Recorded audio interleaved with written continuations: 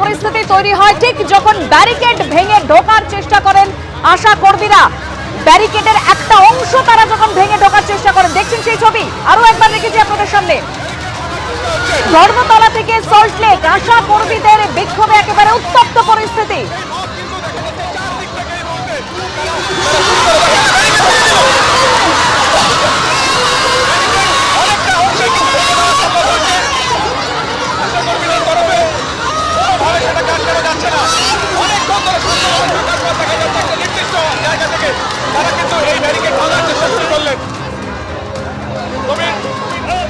বর্বর সরকার, ইতর পুলিশ মহিলাদের উপরে যেভাবে অত্যাচার করেছে গোটা রাজ্য জুড়ে, আশা মা দিদি বোনেদের উপরে, এটা সমর্থন করা যায় না। গোটা রাজ্য জুড়ে করেছে, বিভিন্ন জায়গায় করেছে। বাস থেকে ড্রাইভার নামিয়ে নিয়ে রাস্তায় ছেড়ে দিয়েছে মহিলাদের। এটা বর্বর সরকার ছাড়া আর ইতর পুলিশ ছাড়া হয় না। গোটা বাংলা দেখছে, আর কয়েকদিন আছে, এপ্রিল মাসে বিদায় হবে। কিছুক্ষণ আগে ধর্মতলার ছবিটা দেখতে পেলেন, যেখানে ব্যারিকেড করে আটকে দেওয়া হয়েছে। ব্যারিকেড ভেঙে ঢোকার চেষ্টা করেন আশা কর্মীরা, একটা উত্তপ্ত পরিস্থিতি তৈরি হয়। অন্যদিকে ডরিনা ক্রসিং এর ছবিটা একবার তুলে ধরবো আপনাদের সামনে সরাসরি। আমাদের প্রতিনিধি হিন্দল দে রয়েছেন আমাদের সঙ্গে। হিন্দল, একেবারে তোমাকে দেখাবো আশা কর্মীদের সেই মিছিল, সেই বিক্ষোভ, সেটা কিন্তু একেবারে ডরিনা ক্রসিং এ পৌঁছে গেছে। তুমি দেখতে পাচ্ছ আশা কর্মীরা তারা কিন্তু গোটা ডরিনা ক্রসিং অবরুদ্ধ করে দিয়েছেন। যে ছবি দেখাচ্ছি, যে এখানে কিন্তু আশা কর্মীরা যেমন রয়েছেন, তার পাশাপাশি ডিসি সেন্ট্রাল তার নেতৃত্বে কিন্তু পুলিশ তাদেরকে সরিয়ে নিয়ে যাওয়ার একটা ব্যবস্থা করছে। কিন্তু এক্ষেত্রে এই যে ডরিনা ক্রসিং এ যেভাবে আশা কর্মীরা তারা বিক্ষোভ প্রদর্শন করছেন, যার ফলে কিন্তু রীতিমতো রাস্তা অবরুদ্ধ হয়ে পড়েছে। অর্থাৎ ধর্মতলার দিকে যেসব গাড়িগুলো আসছে সাউথের দিক থেকে, সেই গাড়িগুলো কিন্তু পৌঁছতে পারছে না, এবং ধর্মতলা বা শ্যামবাজারের দিক থেকে যেসব গাড়িগুলো সাউথের দিকে যাবে, সেই সব গাড়িগুলো কিন্তু আটকা পড়ে গিয়েছে। যে ছবি দেখাবো তুমি দেখতেই পাচ্ছ, অভিজিৎ দত্তকে বলবো সেই ছবিটা দেখাতে।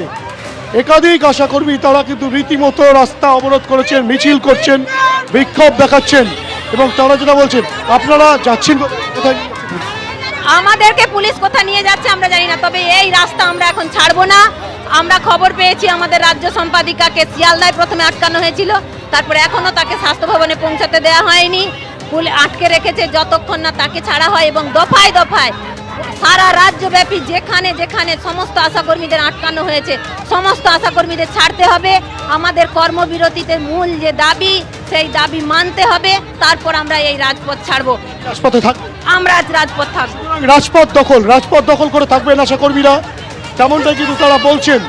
এবং যে ক্ষেত্রে কিন্তু ডরিনা ক্রসিং এর দিক থেকে পার্ক স্ট্রিটের দিকে কিন্তু এই মিছিলটাকে নিয়ে যাচ্ছেন। সামনে ডিসি সেন্ট্রাল তার নেতৃত্বে কিন্তু রীতিমতো এইসব আশাকর্মীরা সামনের দিকে এগিয়ে যাচ্ছেন। তাদেরকে কোথায় নিয়ে যাওয়া হচ্ছে তা তারা জানেন না, কিন্তু তারা যেটা হুঁশিয়ারি দিচ্ছেন যে তারা রাজপথ কিন্তু ছাড়বেন না। দিকে দিকে আশাকর্মীরা যেভাবে অবস্থান বিক্ষোভ করছেন তাদের দাবি দাবা নিয়ে, সেই দাবি দাবা যতক্ষণ না পূরণ হচ্ছে, এবং আজকে যারা যারা আটক হয়েছেন যতক্ষণ না তাদেরকে মুক্তি দেওয়া হচ্ছে, ততক্ষণ পর্যন্ত কিন্তু তারা রাজপথ থেকে বেরোবেন না। আপনারা যাচ্ছেন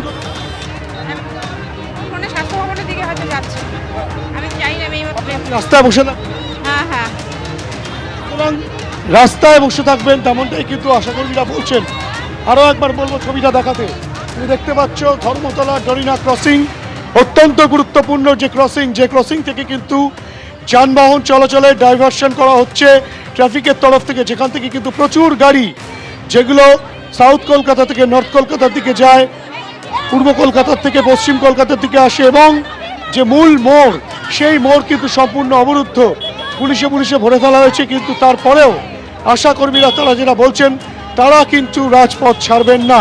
এবং এই পরিস্থিতিতে যানবাহন চলাচলের করানোর চেষ্টা চালানো হলেও খুব ধীর গতিতে হয়েছিল। ঠিক যখন নতুন করে পরিস্থিতি উত্তপ্ত হয়ে ওঠে, অর্থাৎ যেখানে ব্যারিকেড করে দেওয়া আছে সেখানে সেই ছবি দেখতে পাচ্ছেন। অন্যদিকে ওই ধর্মতলাতেই ব্যারিকেডের সামনে একজন আশাকর্মী তিনি অসুস্থ হয়ে পড়েছেন। কি পরিস্থিতি জানবো, অনির্বাণ বিশ্বাস রয়েছেন আমাদের প্রতিনিধি। অনির্বাণ,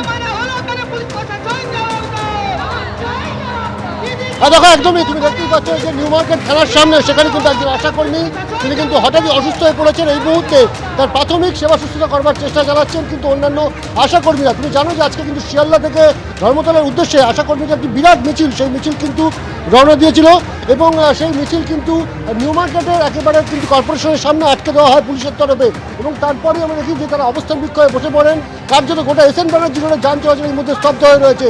আশাকর্মীদের যে দাবিগুলো রয়েছে তার মধ্যে অন্যতম হচ্ছে ন্যূনতম 15,000 টাকা বেতন সহ একাধিক যে সরকারি সুযোগ সুবিধা অন্যান্য সরকারি কর্মীরা পেয়ে থাকেন সেগুলো তাদেরকে দিতে হবে। এই দাবিতে তারা কিন্তু অনড় আন্দোলন চালিয়ে যাওয়ার জন্য এবং একজন আশাকর্মী এই মুহূর্তে অসুস্থ হয়ে পড়েছেন, একজন জুনিয়র চিকিৎসক তিনি কিন্তু এসে উপস্থিত হয়েছেন এবং প্রাথমিক চিকিৎসা দেওয়ার যে প্রক্রিয়া সেই প্রক্রিয়া কিন্তু শুরু হয়েছে এবং এই মুহূর্তে দেখতেই পাচ্ছ যে স্যালাইন ওয়াটার, সেই স্যালাইন ওয়াটার কিন্তু দেওয়া হচ্ছে, অর্থাৎ মনে করা হচ্ছে যে তিনি ডিহাইড্রেটেড হয়ে গিয়ে থাকতে পারেন এবং এই মুহূর্তে নিউ মার্কেট ঠিক থানার সামনে ওই অসুস্থ আশাকর্মীকে কিন্তু প্রাথমিক যে সেবা শুশ্রূষা সেটা দেওয়ার চেষ্টা করছেন অন্যান্য আশাকর্মীরা এবং একজন জুনিয়র চিকিৎসক তিনিও কিন্তু এসেছেন।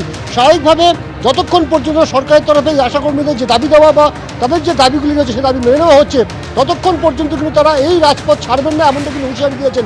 কিছুক্ষণ আগেই আমরা দেখলাম যে নিউ মার্কেট থানার একেবারে সামনে কর্পোরেশনের সামনে যে ব্যারিকেড করা হয়েছে পুলিশের তরফে সেই ব্যারিকেড কিন্তু কার্যত উপরে ফেলবার একটা প্রয়াস তারা করেছিলেন, চেষ্টা করেছিলেন, যদিও পুলিশের তরফ থেকে কিন্তু দ্রুততার সঙ্গে সেই পরিস্থিতি মোকাবিলা করা হয়। তুমি দেখতেই পাচ্ছ যে হাজার হাজার আশাকর্মী তারা কিন্তু এই মুহূর্তে একেবারে এসএন ব্যানার্জি রোডের উপরে দাঁড়িয়ে রয়েছেন এবং অন্যদিকে স্বাস্থ্য ভবনের দিকেও কিন্তু আরও একটি জমায়েত রয়েছে। স্বাভাবিকভাবে সরকারের উপরে চাপ তৈরি করতেই কিন্তু আশাকর্মীরা আজকে রাস্তায় নেমেছেন।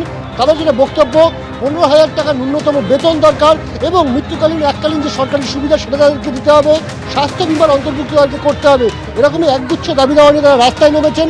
আমরা দেখছি যে গত 1-1.5 বছর ধরে কিন্তু কার্যত বারে বারে কিন্তু রাস্তায় নামতে হচ্ছে আশাকর্মীদের এবং এই আশাকর্মীদের উপরে কিন্তু সরকারের একটা বড় অংশ, বড় একটা কিন্তু সার্ভিস নির্ভর করে।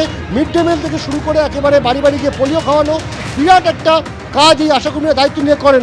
স্বাভাবিকভাবে তাদের যে মাসিক যে যারা যেটা পান সেটা কিন্তু অত্যন্ত কম, সেই দাবি নিয়ে তারা কিন্তু রাস্তায় নেমেছেন যে তারা বলছেন 15,000 টাকার বেশি, একদম ন্যূনতম 15,000 টাকা তাকে দিতে হবে এবং সেই আন্দোলন কিনে কিন্তু তারা এই মুহূর্তে রাজপথে।